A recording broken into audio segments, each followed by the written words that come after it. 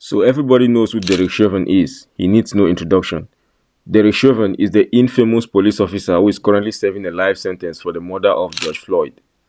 And Ben Shapiro just wrote a letter to President Trump asking him to grant Derek Chauvin a presidential pardon. And this is how Pierce Morgan's guest reacted to it. I want to play a clip of Ben Shapiro, your namesake, talking about Derek Chauvin, the cop who's doing life for murdering George Floyd. Let's take a look at what Ben said. If we are issuing pardons, however, there is one person that President Trump should pardon from federal charges forthwith. It would be incredibly controversial, but I think that it's absolutely necessary. That person is Derek Chauvin. President Trump should, in fact, pardon Derek Chauvin. He should. He should pardon him his federal charges. What's your response to that, Brian?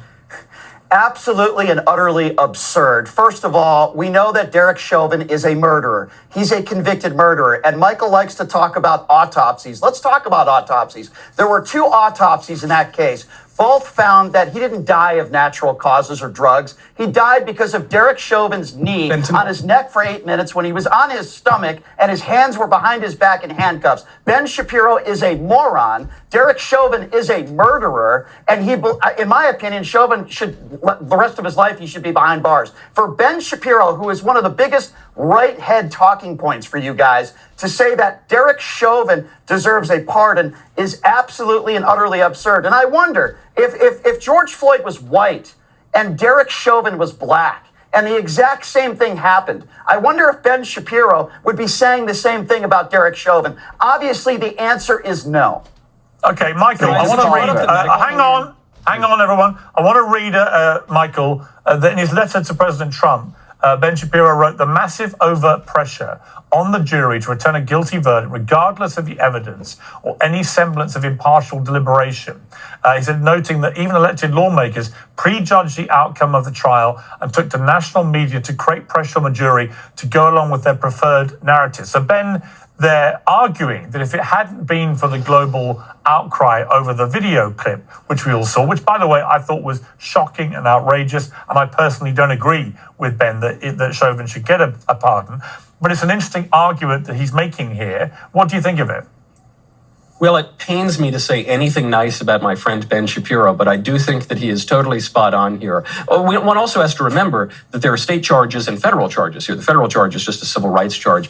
And I don't think there's any evidence that Derek Chauvin violated George Floyd's civil rights. I mean, to the point that Brian just made, he brought up the medical examiner's report, the autopsies. I guess the question, I think we're aware, my dear, the question is, how much fentanyl was in George Floyd's system? Since you read the report, not why he died. Okay, so let me ask you. Hold on, it's just a simple question. Let me ask you a question. You have the answer to the question?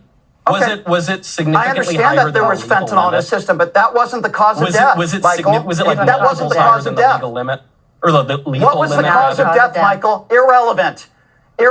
What was the cause of death, Michael? Answer my question. Well, so are you going to charge fentanyl with murder then? The real answer is fentanyl. Answer the question.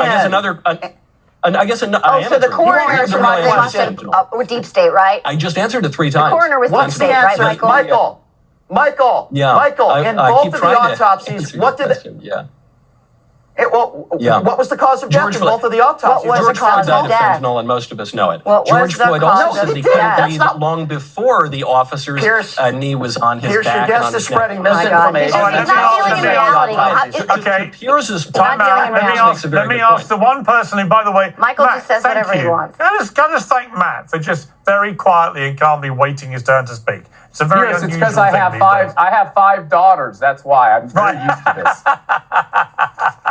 Great answer. So you're a very patient man by necessity. Let me ask you, Matt, what's your view of this? I see Ben Shapiro's argument. I don't really agree with it, but I see the argument. What's your view?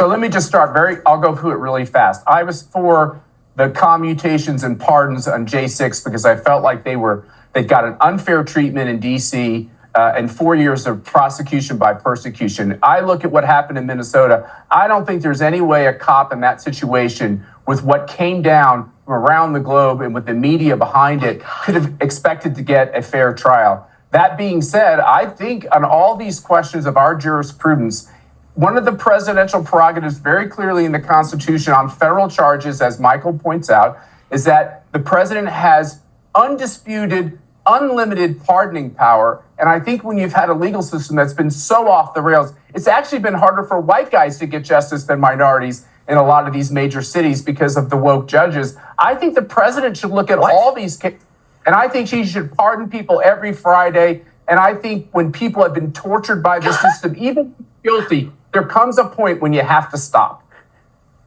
Okay, well, it's quite So if obvious you're to a me white that guy who eats black cops, you get hang pardoned. on. If you're a white, It's if you're a quite white guy who obvious to kills me. a black, if you're a white cop who It's kills a quite black guy, obvious you to get a me. pardon. Okay. Quite obvious to me that Jojo agrees with every word you just say, Matt. So we're going to leave the debate there. Thank you all very much indeed.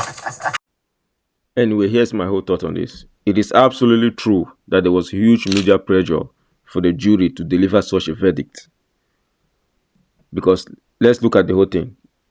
George Floyd was a drug addict who died at the scene of his own crime, a crime which he has committed multiple times before. And the guy is a multi-time offender who has been to jail multiple times. And also, however, the police officer didn't do anything to help his case. And then the media just blew everything because he's a black guy who has been murdered in the murder scene by the hands of a police officer who is white. So the whole thing just blew up everywhere and the media pressure was huge. However, I don't think the guy should have been given a life sentence. I think maybe he should be given 25 years. On the other hand, I still strongly do not think he should be granted presidential pardon because he didn't do anything to help his case at all. He should have come in there as a police officer to de-escalate, but he tried and everything just got worse. Anyways, tell me what you think in the comment section. Tell me if you think Derek Chauvin deserves a presidential pardon. And if you've liked this video, hit that like button and subscribe. Thank you.